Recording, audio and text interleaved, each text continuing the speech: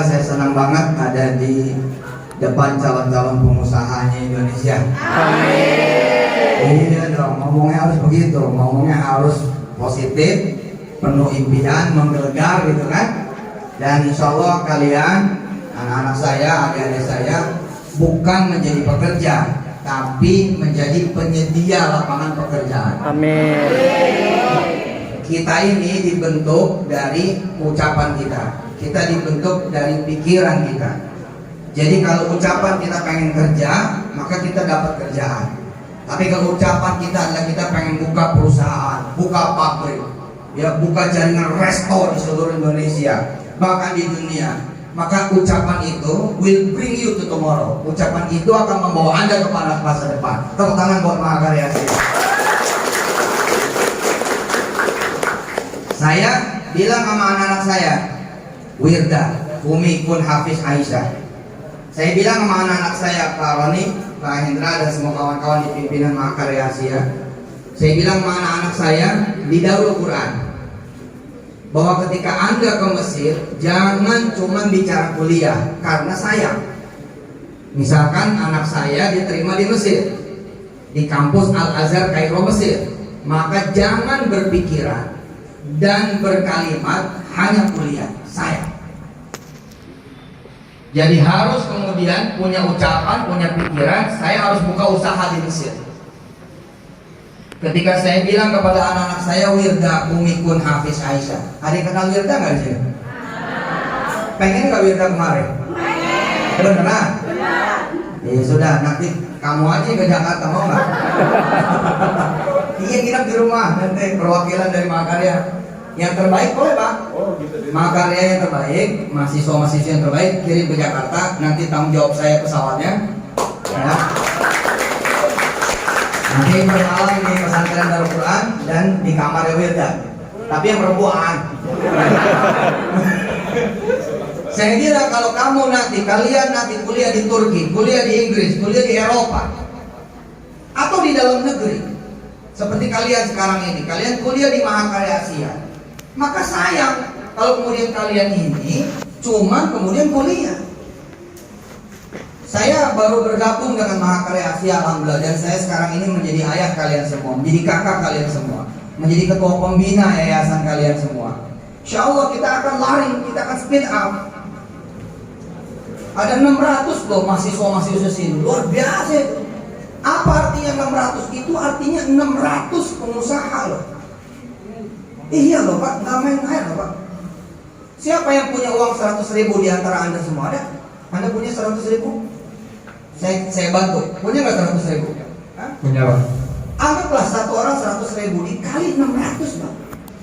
Itu udah 60 juta loh Pak. 100.000 itu 60 juta. Lihat cara berpikir seorang pengusaha. Apa artinya 60 juta? 60 juta di tanah Jawa saja Pak. Di tanah Jawa itu bisa jadi 10 angkringan. Angkringan tahu? Tempat jual wedang jahe, kopi, teh, tapi nggak jual bipang ya. Pisang ya, pisang itu kan, tape, kulit. Anda tahu saya punya 10 angkringan, satu hari omsetnya 3 juta. 3 juta. Ini baru aja bikin, baru kira-kira 2 bulan. Saya bikin angkringan. Orang nanya sama saya, Yusuf Mansur sudah punya jaringan warung steak. Siapa yang pernah ke Palembang? Ada pernah makan warung steak? Seteak, tulisannya seteak.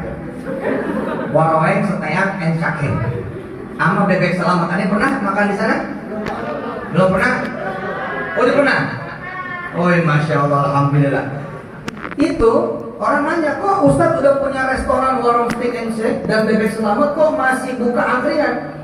Iya, karena saya berpikirnya bukan 10 angkringan, tapi saya berpikirnya 10.000 angkringan. Oh iya Pak, kan sudah bilang, ayo ikutin saya, kita, ayo. Mana suaranya? Kita. Ditentukan oleh ucapan kita dan pikiran kita. Kita ditentukan. Maksain. Kita akan dibimbing oleh ucapan dan pikiran kita. Jadi kalau kita bilang saya mau buka satu gerobak, satu Pak. Tapi saya membiasakan diri saya dan anak-anak saya, santri-santri saya, mahasiswa-mahasiswi kami di Darul Quran, di antar bangsa, dan hari ini di Mahakarya Asia, ngomongnya jangan start dari satu. Jadi kalau ngomong ke orang-orang, gue mau bikin 1000 Thai tea, gue mau bikin 1000 gerobak nasi goreng, ngomongnya seperti itu. Nah, 600 santri, 600 mahasiswa-mahasiswi. Saya nggak tahu di sini udah ada operasi mahasiswanya atau belum. Oke, kalau belum, Senin besok langsung bikin. 600 anak-anak ini langsung investasi 100.000. Itu 60 juta. I will bring you to tomorrow. Itu 600 orang artinya 60 juta. Kalau satu angkringan kira-kira 5 juta, berarti jadi berapa? Jadi berapa tuh? 12 ya? Kurang lebih 12 angkringan. 12 angkringan dikali 3 juta. Maka satu malam itu 36 juta rupiah. Let's say 30 juta. 30 juta maka satu bulan sudah berapa? Sudah 1 miliar, Pak. Tapi karena misalkan kita datang ke sini cuma kuliah, dan nggak benar kan cuma kuliah, karena kalian pasti akan melakukan hal yang lain, cuman nggak tahu kan hal lainnya apakah manfaat atau tidak.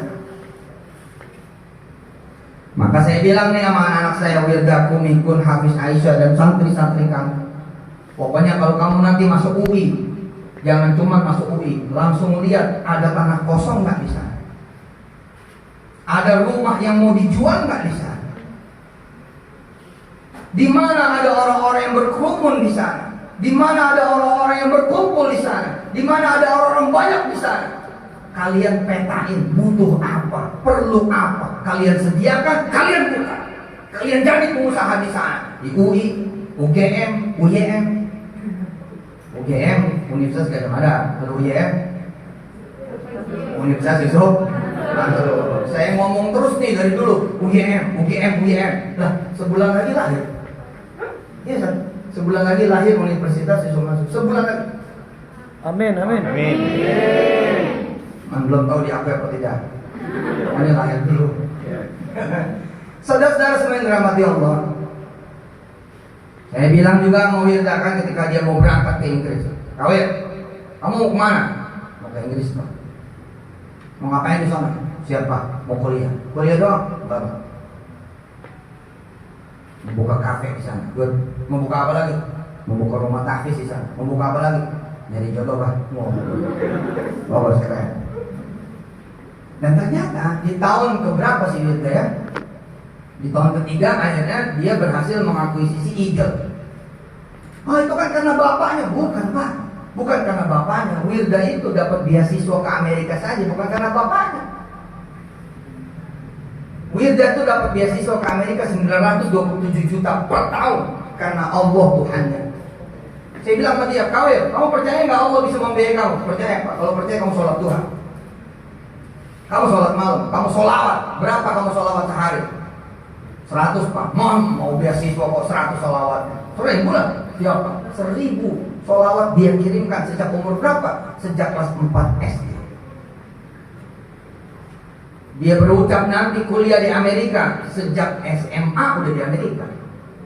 SMA di Amerika tuh kita di New York, kemudian pindah ke Washington, kemudian di akhir-akhir pindah ke Inggris, mau masuk Oxford, terus akhirnya belok bosan di Oxford, masuk ke Buckingham University.